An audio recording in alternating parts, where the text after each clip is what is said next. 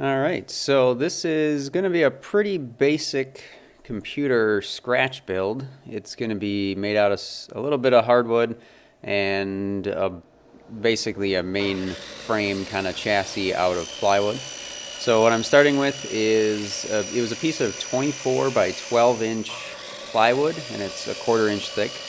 I used the radial arm saw to cut those kind of the rough width.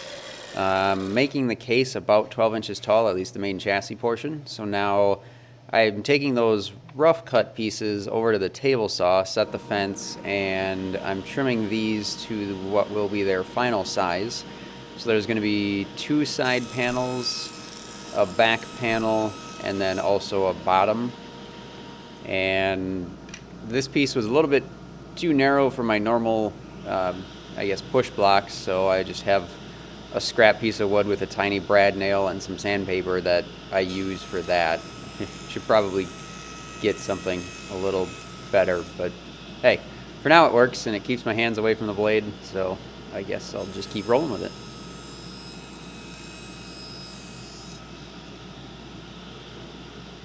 Next thing, I'm ripping the top piece and the front piece. It's going to be from the same board, so the front and the top ripped to width. Now I'm using a kind of digital angle finder to check and make sure that my blade is at 45 degrees, and then I'm using my miter gauge to cut that, and you can kind of see I'm just barely cutting through it.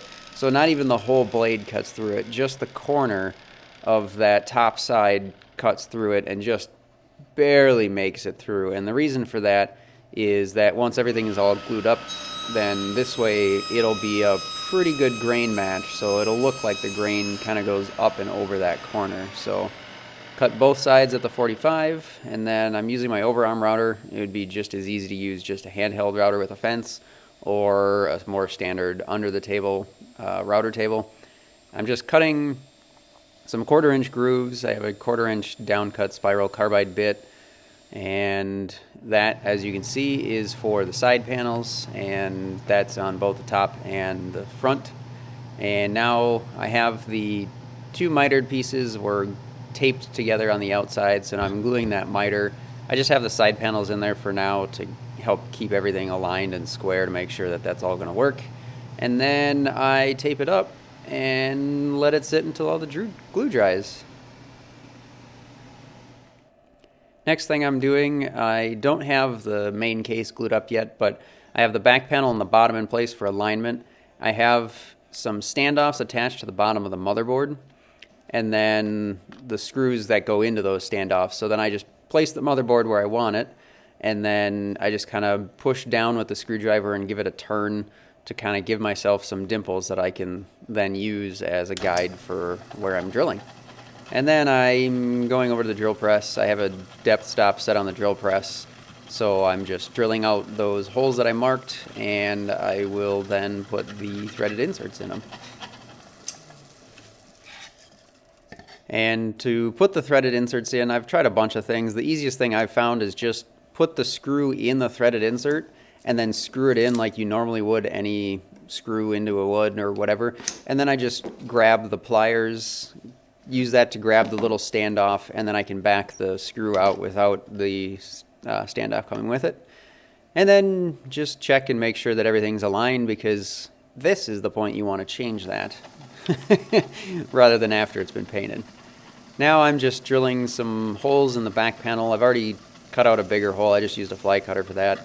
And what these holes will be for is the fan screws in the back. So I started out by drilling a larger hole, and then that only goes part way through to kind of give it a recess or a counter bore.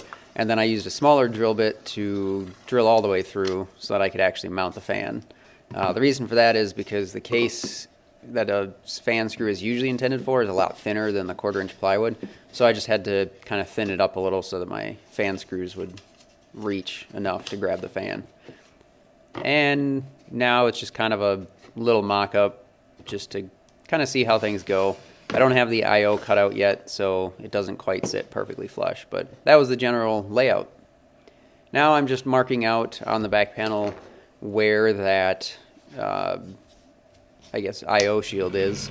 Marked it out with pencil, and then I cut those lines in with a knife just to get a better line and to prevent tear out in this part. So drilled a hole in the corner, and now I'm using my scroll saw with a pretty fine blade in it. And this allows you to cut into the inside of a piece without having to have somewhere where you cut from the outside so you can get there.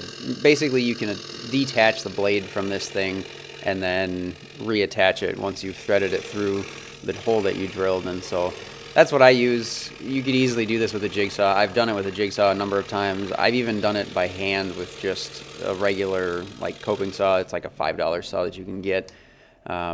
I just have the scroll saw, and I guess it kind of produces a little bit better results for me. You know, with enough practice with anything, you can get perfect results with anything, but this is just how I do it. And I rounded the corner so I didn't have to stop and go back and do all that stuff, so now I'm just going back and cutting those off individually.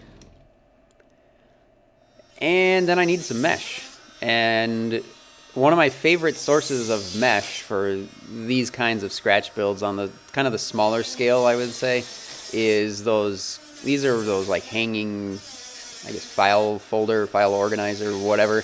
It's just the mesh from those. There's a lot of different things. Like you can have stackable trays, you can have garbage cans and pencil organizers, all that kind of stuff. But that's just what I like to use for mesh. I should probably try and find a source to get just the raw mesh at some point, but for now, this works, I guess. I can usually get 2 or 3, sometimes more cases out of it, so I'm not too worried about it.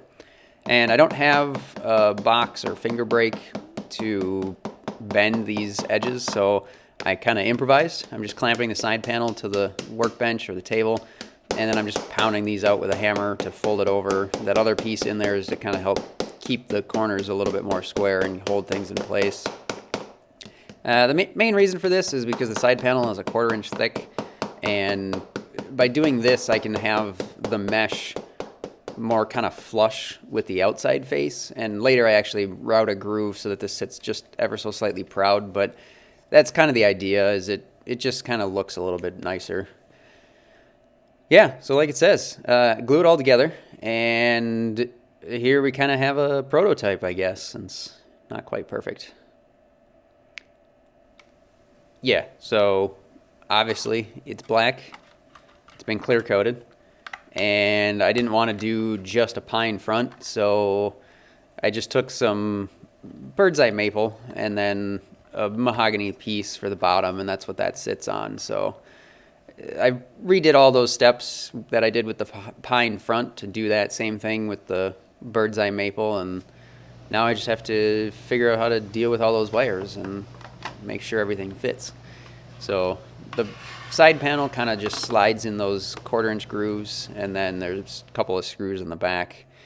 The last thing that I did after I painted the side panels was I also painted the mesh and clear coated that, but now I'm just taking some epoxy, putting it in the little recess that I routed in that opening, and then setting the mesh in there and just epoxying that into place, and then just kind of pushed it down into the epoxy a little bit and then set some weight on it. In this case, I used some cans of finish, or a can of finish and a can of paint, because it's what I had that fit.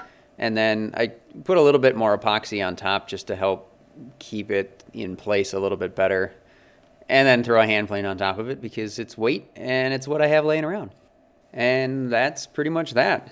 The case is about 12.5, 13 inches tall. It's about 8 inches deep, and in total it's about 5.5 inches wide. So all in all, pretty small. Used a Pico power supply to keep it smaller, but yeah, that is that.